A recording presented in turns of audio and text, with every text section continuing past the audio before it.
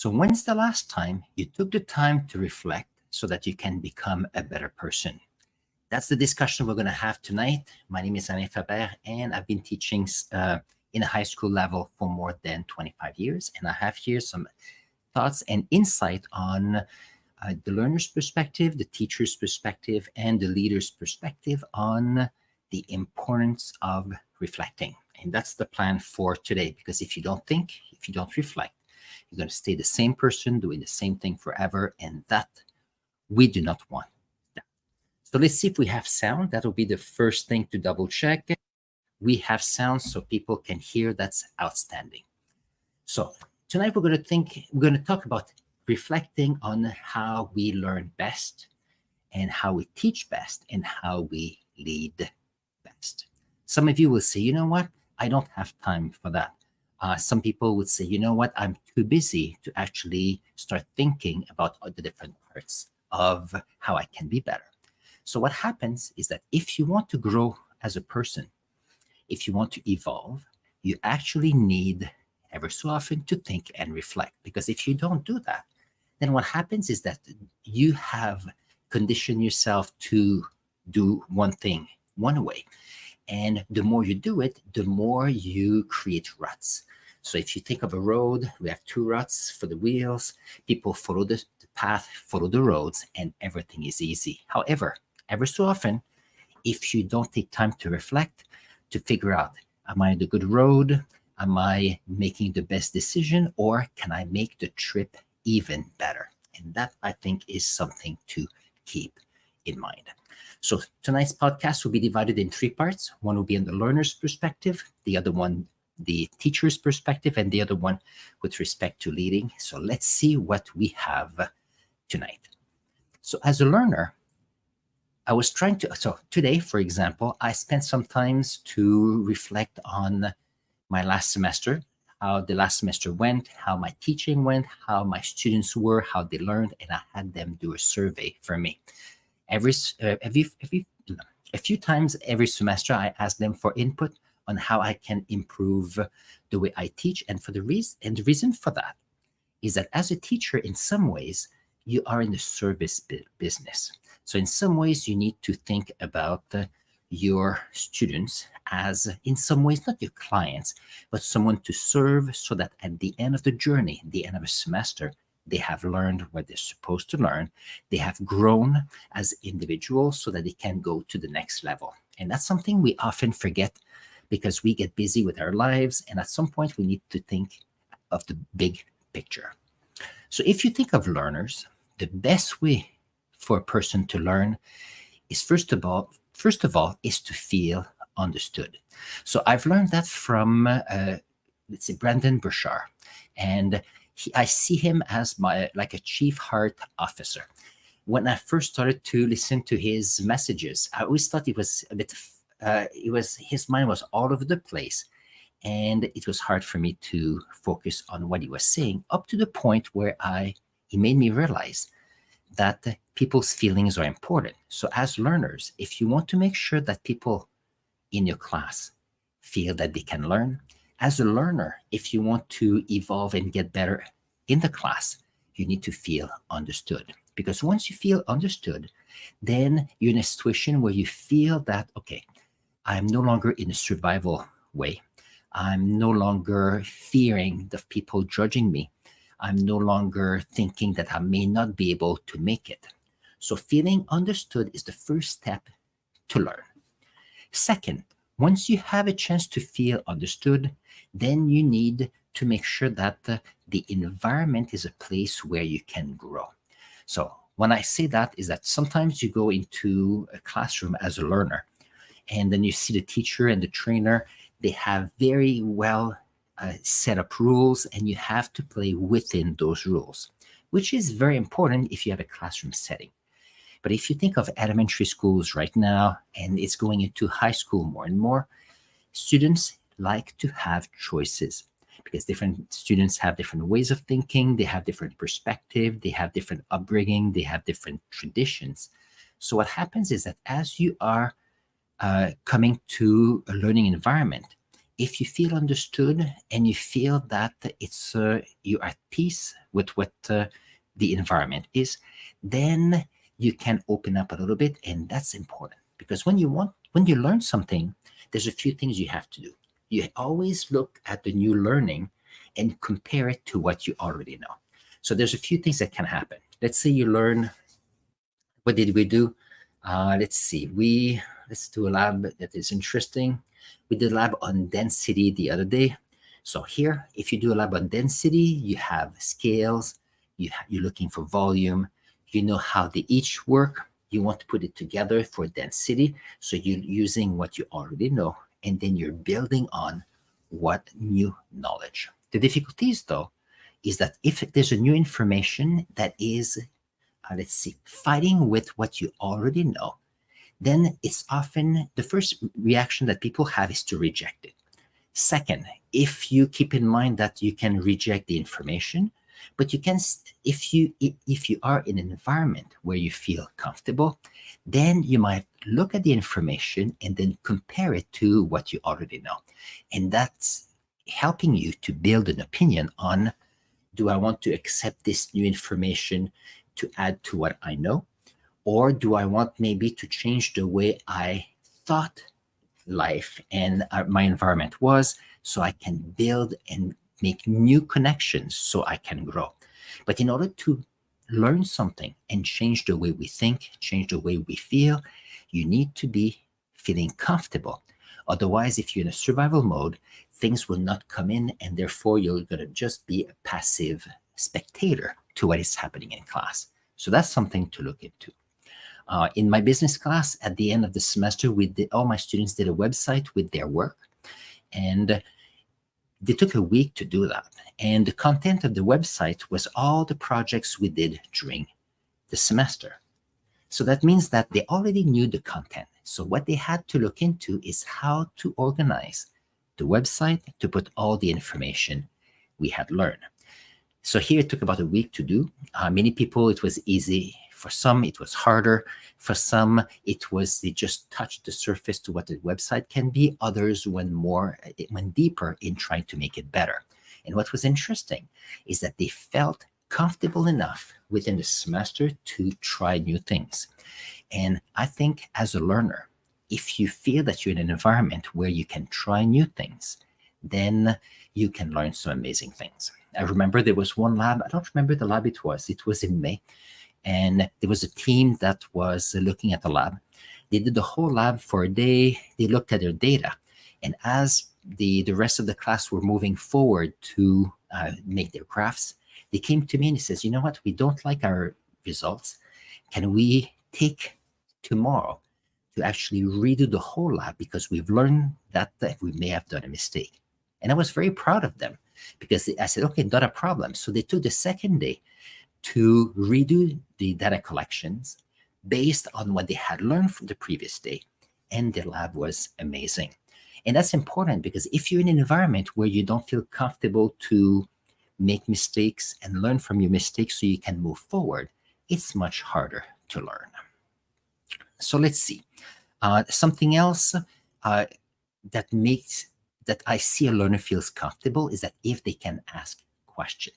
If students don't ask questions, the main reason for that is that they feel they might be judged by their classmates, or they feel they might be judged from the teacher's perspective. And the best thing to do is to find a way to either feel comfortable enough to ask questions. And I do know that some of you will say, you know what, I can't ask questions to the teacher. I really have to ask my friends. And that's okay. And that's one reason why I started this channel, where I have more science topics here, or I have my French science channel for students that didn't feel comfortable to ask questions in class, but were happy to have resources outside of class. But you know what? This semester and the previous semester, what I focused on is that every day in science, I welcome my student in. Either it was at the door, called it by their names, how things were, if they had a story. So what happened is that every day we build the learning community in my class. And you know what? This year was amazing, and I think that has played an amazing role, making sure that students feel comfortable, feel welcome to the class, feel that they can learn, and even if mistakes happen, they can learn from their mistakes and grow. That was amazing. Something else that I've learned is that as learners, often people will say, well, all I need is a textbook and I can read. Other people say, give me a video and I can read. But what I've realized that often people need hands-on activities. And I've realized more and more that often people are using computers to learn. However, they don't have enough opportunities to build the skills to use their hands to actually experiment with either science, cooking, repairing bikes, because it's asking them to take risks to be able to repair something. It asks them to take risks for making a new recipe or collecting data. And they often question, what if I fail? And here, what happens is that in life, we need to fail a little bit so that we can learn. And if you are younger, you are trying new things and parents and friends are telling you ways of doing things. But in real life, often when you do activities and you're actually learning by doing, I think that's the best way to keep in mind what you are learning, and it stays in much longer. And interestingly enough, you have to enjoy the learning part. And something I'm trying to always share with my students is that I'm enjoying the journey of learning, and therefore I'm enjoying their journey of learning. And often, in some ways, I try, if a teacher is there to serve the students, the teacher is there of service for the students, the environment is amazing. And it's not the fact that it's not the other way around where students are there to be of service to the teacher, because we want students to grow and ideally surpass the teacher at the level they're at. That is important. Let's see here. Oh, something that is interesting with learners is that many of them have different perspective of what they like. Like in a survey I did last week, some people were saying, well, I would love to do more reading in the class to learn. But you have several students who said, please, let's do less reading. Some people say, I love the worksheets. If I had more, it would be easier. You had other students that said, you know what, we had too many worksheets. We didn't like it. Same thing with videos. Some people said, I would have loved to have more videos in the class. And some people said, you know what, there were too many videos. And I prefer to be able to have a class where there's participation. So here you have to be mindful, if you're in a classroom, that everybody learns differently. And if you are there and respecting everybody's joy of learning in their own way, then you can build a community, and together, that's the best way to grow in high school, in class, or if you are doing training as a trainee in a class. So that's my first perspective, which is the learner's perspective. Second segment for today is about the teacher's perspective. Now, today I spent some time, that took about an hour. It took an hour of reflecting from the surveys I asked my students, and then I went for an hour. I went for an hour-long walk where I went to get a coffee and walk back to school, where I had a chance to think about what I did great this year to be having the best year possible. And I'll say that my first thing is to the fact that I've worked on growing. Let's see, I have it here. I did so many more activities this year about community building. In high school, I see students for 75 minutes per day. They come in with all their thoughts, their worries, and their goals. For 75 minutes, we spend together, and then they go on to other classes. So 75 minutes is not a long time.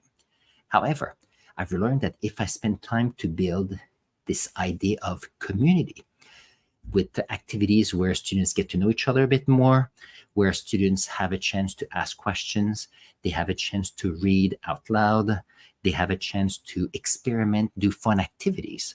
What happens is that they start growing each other and then enjoying each other's presence more, and at the same time enjoying the teacher's presence even more. And I think that has made a big difference, because I have to say that in the last few years, so last year I worked on that and the year was amazing. This year, I worked even harder to build communities, and this year was another amazing year. So here we have the idea of, as a teacher, is it because the students are amazing, or is it because the teacher is becoming more amazing? I think it's this idea that together there's a lot more cooperation, a lot more collaboration, and together everybody's happy to be learning together. And it does take time, but I realize that even though it takes time, overall, it's so much more beneficial. All my students, either in science or in business, they ended up the semester with such amazing projects, such amazing labs, amazing presentations, and even their exams was amazing. So the reason for that question, is it because the students are better than other years? I think it's because they have felt, as I mentioned earlier, they felt understood, they felt that they could learn, they felt comfortable in the classroom, they asked more questions. So overall, together, we made it a great year. And I'm very proud of all my students this year.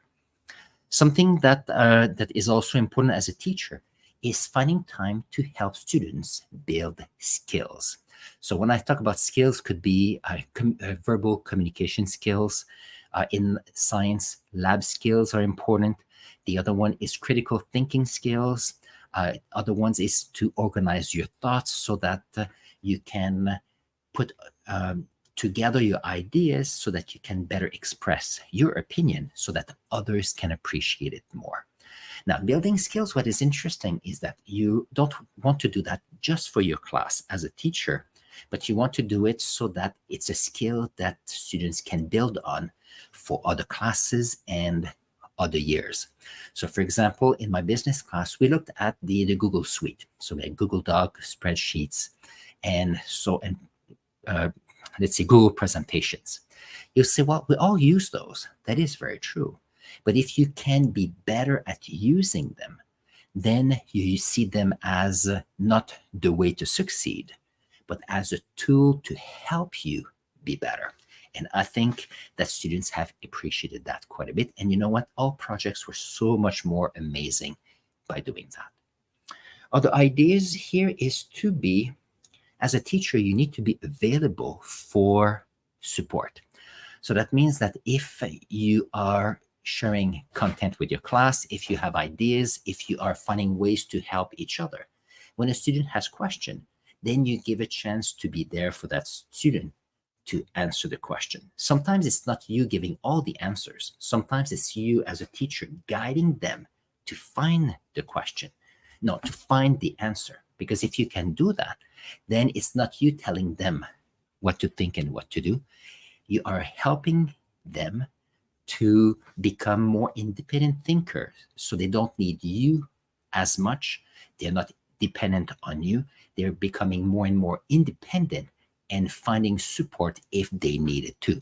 And that's when you see like some of the information we have as a teacher, we say, well, we need to have differentiated learning. So you need to have learning at the level for everybody.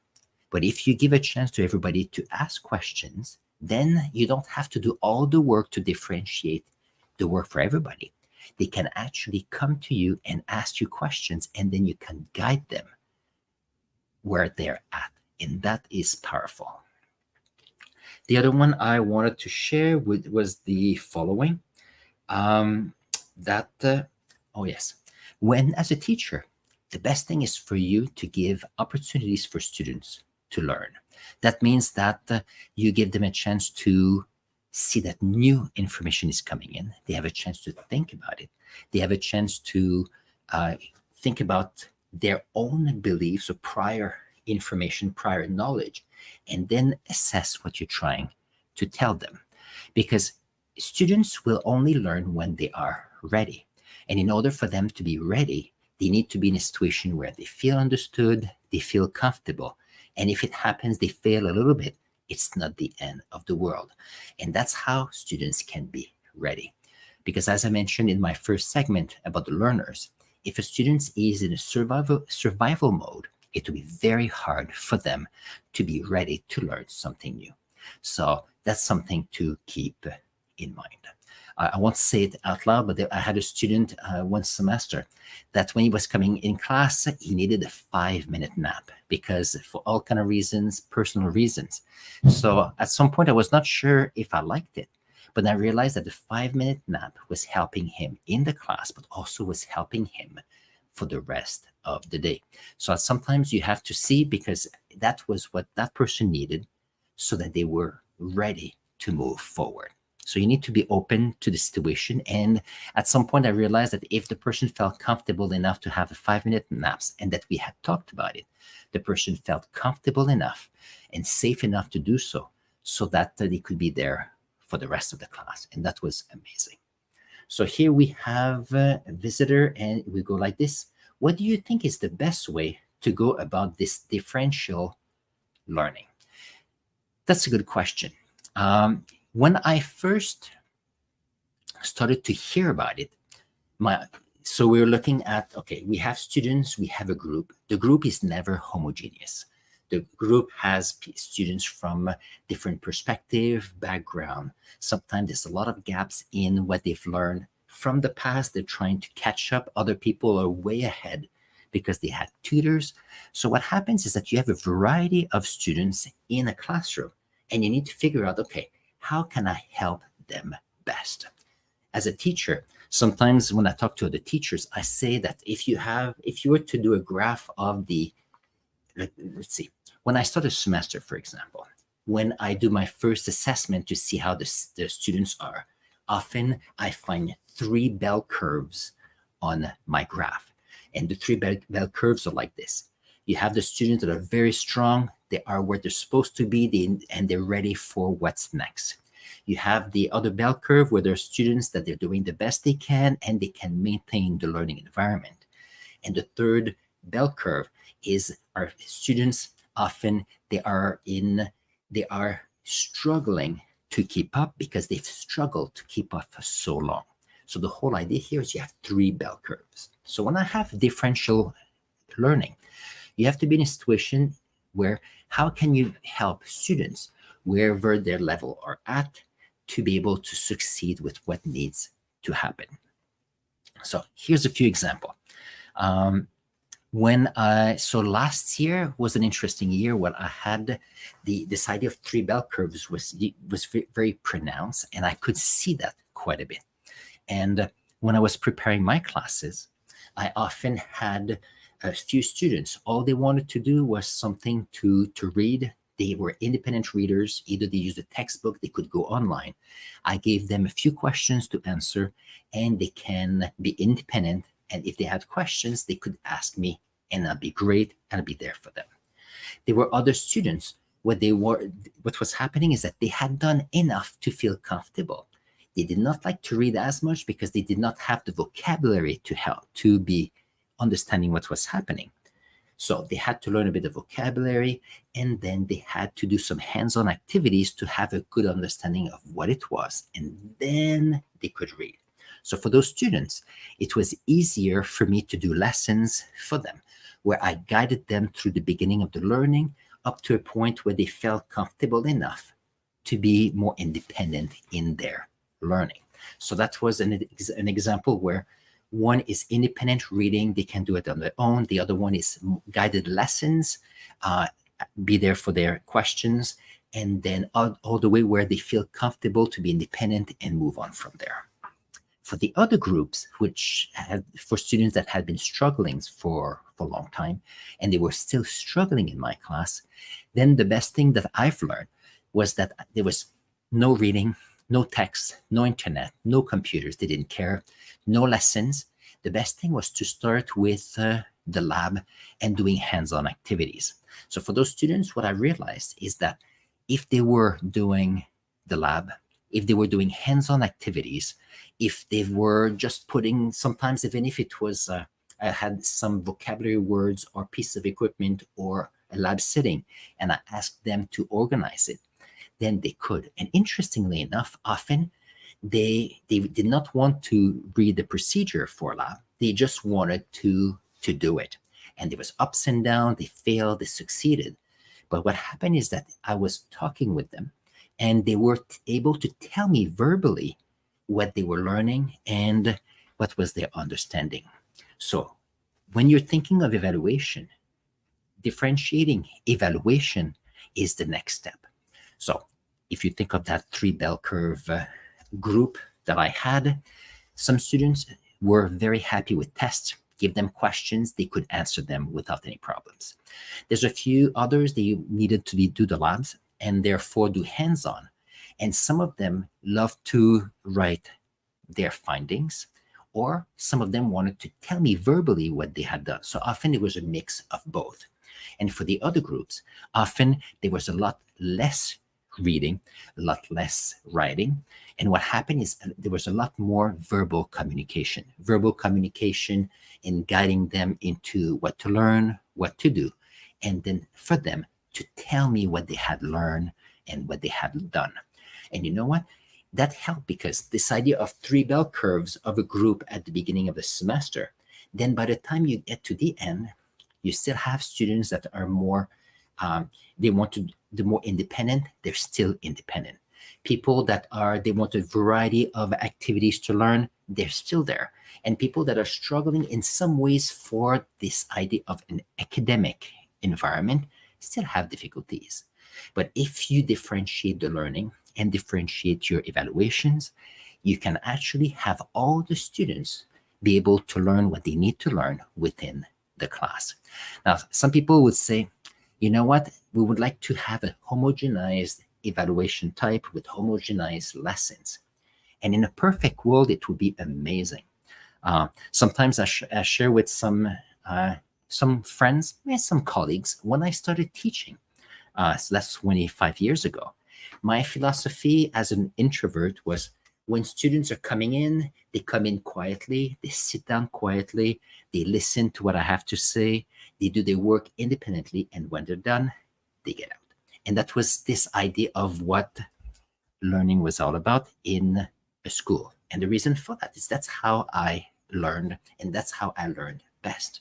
But at the same time, when I was younger, I much prefer to do hands-on activities. So there's a few things I'd love to read and be involved. Others, I didn't care about the reading and the theory. I just wanted to get it done. So I repaired bikes. We're going outside. We're spending days in the trails behind our house. We're building things. It was just amazing. So I take all of this, and this is how I differentiate my learning environment, but also differentiate my evaluation.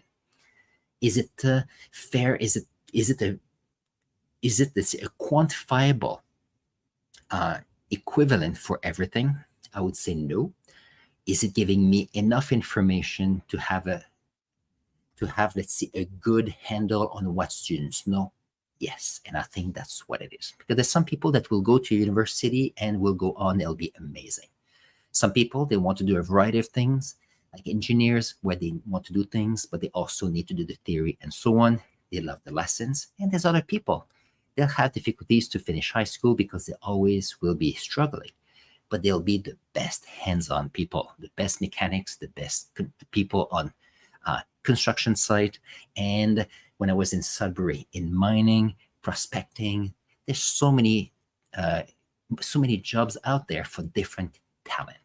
So here we have how Hawk Strike Edu. Hopefully that answered the question. It was maybe a bit long, but it explained more or less my understanding of teaching based on my own opinion. Hopefully it helps. And this is the segment on teaching. Let's see if we can look at the third segment of this podcast. It's about leadership and what is the best way for leaders in a school, leaders in a team. If you were in a working environment, in a corporate setting, you have a team and leaders, you have CEOs, you have parents, maybe you are a leader in your community.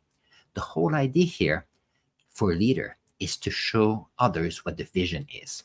Once you can share and verbalize it so that others can see your vision, to see where you want to go, then it's quite important. Because as a leader, you don't want to do the work of others. You want to guide people to do their best work. So this is my suggestions for leadership. So you need to show and communicate your vision so that people can understand. And once you can do that, then these are 2 or 3 things you need to do. First, you need to make people feel welcome and understood so that they will be, let's see, so that you can give them a chance to grow, to do their best work, and towards your vision. Now, some people may be very good. Some people may need some help. Maybe people need some support. But if you are in a situation where your vision is clear and you're there to give support to your team, then you'll be able to have more than you expect. Because managers are great, leaders are great. But if you are surrounded with people that have amazing ideas, amazing talents, amazing skills, what happens is that your team can do more than what a leader can do. So here, a leader needs to make people feel welcome. You need to make them, you need to give them room to grow. And here, I'm not talking about micromanaging. If you micromanage, may as well do the job yourself. Here, as a leader, you want to show the vision. You have to trust that if the person is in the team, that means that they have some skills they can contribute. You need to give them room to grow. And yes, you might have to guide some people. Yes, you might have to support them a little bit. And yes, you might realize that some people, as a leader, is not quite what you're looking for, and therefore maybe needs to go in a different team. But overall, if you are noticing what's best, what everybody can bring best into the team, that's amazing. That's what I do in my classroom. I have the students coming in, they bring their best talents, best ideas, best perspective, and then we work together to have an amazing learning environment. And then the other part, giving them support, because if they don't feel they have support, then they feel they may not feel comfortable, they may not feel safe, they might be in a situation where they feel they're in survival mode, and therefore they want to avoid mistakes, they'll stay safe, and then it's much harder for a company or a team to grow. So this is my third part on leadership. So we had here a few things. Do you have any advice on grade 9 going into grade 10? That's a good question. So here, my advice for that one here is you need to take some time this week to look at your grade 9 year and try to see, okay, what are the skills you learned that you think you enjoyed? That's the first thing. Second, you need to look at what are the skills that you learn in each of your classes that made you better by doing that. So here we call them building the processes to get better. So there's the reading process if you're reading a book. There is the writing process if you want to write something. There is the scientific inquiry process if you're in science. We even have the creative process in art. If you have a chance to organize your thoughts on what you've learned, to define what your processes are for different aspects of what you've learned, then what happens is that you are using your own knowledge, you're reflecting on what worked for you. And then if you do it right now, by the time you get to September, then you will already know, you will have already find that the skills you need to start are already there. That's one part. Second, I would say if you have a chance to stay curious this summer. So the summer is not necessarily there to just enjoy the beach for the whole summer. What you may decide to do is have a goal or two, and then see if you can celebrate those goals once you reach them. That's important, because if you have little goals, it will give you a chance to get up in the morning, do all the things you need to do, and have a vision to where you want to go. Let's see. In grade 10, when you start, you will notice that you have new courses. Everybody will have grown by 2 months. So everybody will have learned more than they know right now. So if you have a note to yourself to keep in mind that if you are curious about what others have learned, if you approach grade 10 with curiosity, everything will be much easier. And I think the last piece, you have to keep that school is like a game. You have to see that every teachers have their own ideas. Every teachers, they have preference, and it's for you to figure out what they are. So if you like video games, you know that you have quests sometimes. You have a few things you have to do to achieve the quests. See each courses as a quest, meaning that the quest of a credit or a course is to achieve the course.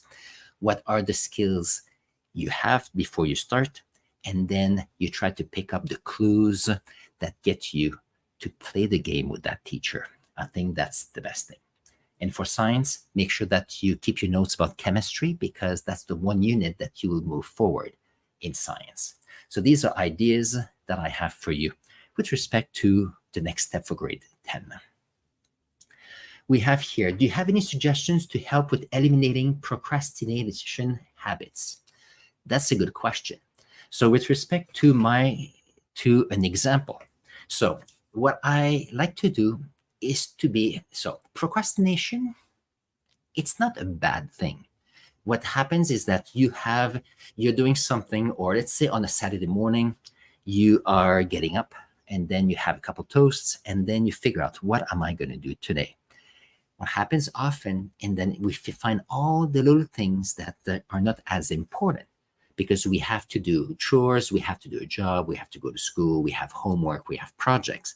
So we get distracted very quickly because we are not focusing our energy. So my trick on this one is to actually plan procrastination. And you say, well, how does that work? Okay, I'll give you an example. For example, if on Saturdays you say, I love playing video games, and then you say, well, and then people say, well, you're procrastinating to do other things. And then my big question is, okay, on Saturday, how long do you want to play video games? And some of you will say, well, I might like to play 6 hours. People say 6 hours. How, like, this is just not wanting to face reality. However, if you want 6 hours of video games on Saturdays, what I say is that if you get up at 10, for example, let's say 9, you get up at 9, you just get up between 9 and 10, you are just walking around a little bit, plan to play video games from 10 to 4 in the afternoon. And what happens is that you are planning that you like to play video games, you're planning your procrastination. You get your 6 hours of video games, and by that time, it's 4 o'clock in the afternoon. So between 4 o'clock in the afternoon and 9 p.m., you know how much time? That's 5 hours to do all kind of activities, to do so much more. So that's something to keep in mind.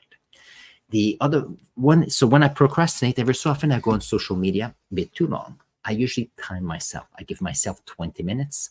And then after 20 minutes, I do other things. And what it does is that I'm enjoying the procrastination. Because if you're not enjoying it, then you feel bad for 20 minutes and then you haven't done anything else. So every so often in the morning, so I do what I have to do, and I like to take 15 minutes to go on social media. It's just 15 minutes. I don't take the bus right away or go to school right away. I don't plan on cleaning the kitchen. I'm eating breakfast and I'm just enjoying this idea that I'm not going anywhere, but just enjoying myself and procrastinating. And then I take my stuff, my bag, and I go to work. So procrastinating for me is you putting the energy to not necessarily do what you should do, because you're trying to think about the things that you would like to do. So if you know what you like to do, put it in your agenda, and then it will be done. If some of you, so for example, I don't like to clean the house. Cleaning the house doesn't take very long. It takes about an hour for the main things. An hour is not very long, but sometimes, some Saturdays, it takes the whole day to clean the house. But then I learned that if I plan that I'm going to clean the house between 1 and say 2:30, then I put a block there for cleaning the house. And then I don't have to think about cleaning the house because I know it's in my agenda. Then I spend all the time before to do whatever I like. I know that there'll be time to work on what I have to do, and then I can do other things. That's how I do things. And that's why if you come to my class, for the last year, I don't give homework at all. If people come to class with the intention of learning to do what we have to do, there's no reason why there are homework, because after school, you need to find activities that you enjoy. So this is the idea I have about procrastination, because I do procrastinate, but I plan my procrastination. So that's quite amazing. For example, I do usually 4 hours of procrastination on Sunday. That means I get up whenever. I eat, and I sometimes I eat what I want. I cook a little bit. Sometimes I go for a walk. Sometimes I go back to bed. Sometimes I play video games. The whole thing here, I have 4 hours in the morning where I call it procrastination day. If you have that in mind, then you enjoy it. And by the time I get to noon on Sunday, I have the rest of the day to do other things that I may have to do. But because I had a chance to procrastinate, always gets more energy to do what I have to do. So hopefully this helps in some ways. For the same reason, if you think podcasting every week is demanding in some ways, however, it's my agenda. So at 7, I sit, I organize my thoughts so that I have the podcast between 7:30 till about 8, 8:10. And what happens is that it's there every week. It's in my calendar. So I can do and think about whatever, but I know that at this time during the week, it is dedicated to the podcast. And if I feel like procrastinating, then I can always do it afterwards. Hopefully it helps. And this will be the end of the podcast today. So what did we learn today? We learned that you need to take time this week, even now, if you have a chance, to reflect on the school year that just finished. As a learner, what you learn, how you learn best so that you can be ready for next semester. For teachers, what you did well, what you could improve on so that you're ready for September. And if you're a leader, same thing. Take a time to look at what has happened in the last 5 months, see what you did well, what you could improve, and move from there. And just one last trick. Tomorrow afternoon, so I have set up between 2 and 3. I'm going to take 1 hour to write myself an email for September. So I call it a brain download. So I'm going to write down all the things that I reflected on, all the things that I need to keep in mind for September, for the beginning of the class, things that I need to copy, things I need to set for my science class, things that I need not to forget, emails that I have to write. And I'm going to put it all in an email. And then I'm going to send this email to myself, but I will send it with, I will postpone the sending. And I usually send the email to myself, usually on August 20th.